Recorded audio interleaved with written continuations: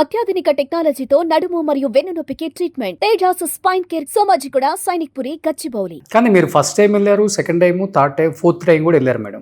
ఎటువంటి యాక్షన్ తీసుకున్నారు మరి? రికమెండేషన్స్ గవర్నమెంట్కి నోటీస్ ఇష్యూ చేశాము, పిలిపించాము.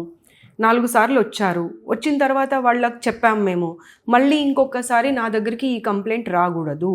కంప్లైంట్ కనుక వస్తే డెఫినెట్గా నేను గవర్నమెంట్కి మీ ప్రాబ్లమ్స్ అన్నింటినీ వచ్చినటువంటి complaints with names, with institution name, with branch name, పిల్లల పేర్లతో సహా, పేరెంట్స్ పేర్లతో సహా ఆ సమస్యని గవర్నమెంట్కి మేము రికమెండేషన్స్ కొన్ని పెట్టి సబ్మిట్ చేయడం జరుగుతుంది. దాని తర్వాత తదుపరి చర్య కోసం మీరు ప్రిపేర్ అయ్యి ఉండేది ఉంటేనే మీరు మార్పులు చేర్పులు చేయకుండా ఉండండి. లేదు అలాంటి పరిస్థితి రాకూడదు అనుకుంటే ఇవాళ ఏ సమస్య లేవనెత్తారో మళ్ళీ అదే సమస్య రెండోసారి కూడా రాకుండా చూసుకోండి అని 4 సార్లు చెప్పాము. చెప్పినా మారకపోతే ఏం చేయాలి అనేది ఇంకా నెక్స్ట్ స్టెప్ లో. ఓకే, మార్పు వచ్చిందా ఇప్పుడు? మళ్ళీ కొంతవరకు వచ్చింది.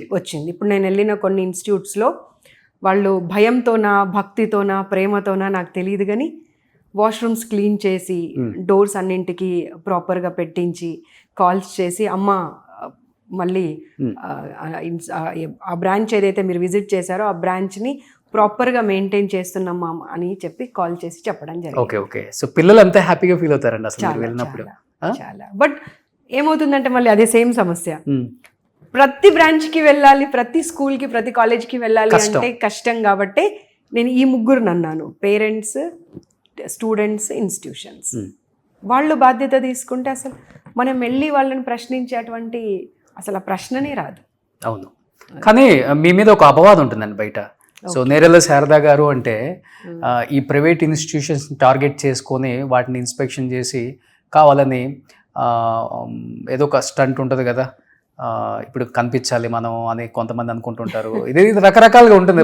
అంటే నెగిటివ్ ఉంటుంది, పాజిటివ్ ఉంటుంది. So publicity stunt. Government institutions, government hostels ఎప్పుడైనా విజిట్ చేశారా? అక్కడికి వెళ్ళి చూడాలి కదా అసలుకి ఎలా ఉందో పరిస్థితి, అది ఎప్పుడు చూడలేదా అమ్మ అంటారు.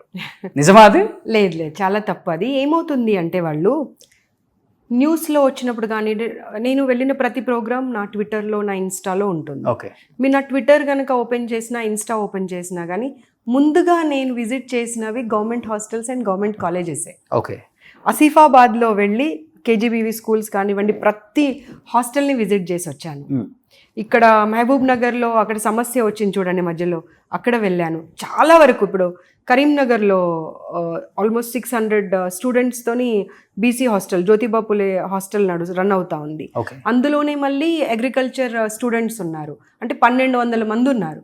అక్కడ ఆల్మోస్ట్ ఒక డే గడిపాను. మార్నింగ్ 11 o'clock వెళ్ళానంటే ఈవినింగ్ 5-6 వరకు ఇంచ్ చూశానమాట.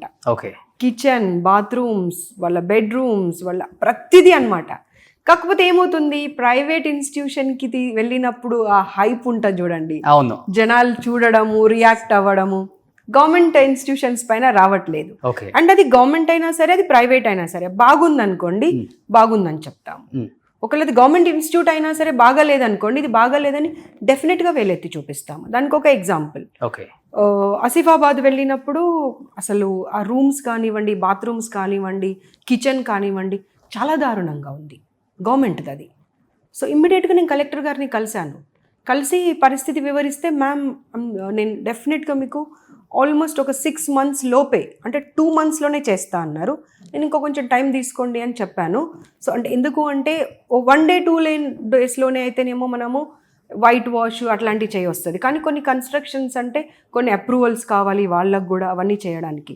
సో కలిసి చెప్పి రావడం జరిగింది. సో అది మిస్ చేస్తున్నారు పబ్లిక్. ఓకే, సో ఇది చూసినప్పుడు అది కూడా చూడాలి. జ్యోతిబా పులే హాస్టల్ ఉంది, ఆ హాస్టల్లో కొన్ని ప్రాబ్లమ్స్ చూశాను నేను. ఎవరైతే మెయింటెనెన్స్ ఉన్నారో అక్కడికక్కడికే చెప్పాను, వీళ్ళని సస్పెండ్ చేసేసేయండి, వీళ్ళని కంటిన్యూ చేయకండి, వీళ్ళ ప్లేస్లో ఇంకొకరిని పెట్టుకోండి అని చెప్పి. ఎందుకంటే నేను వెళ్ళి చూసినప్పుడు ఆల్మోస్ట్ ఒక 6 months అయింది కావచ్చండి అసలు బాత్రూమ్స్ క్లీన్ చేయక.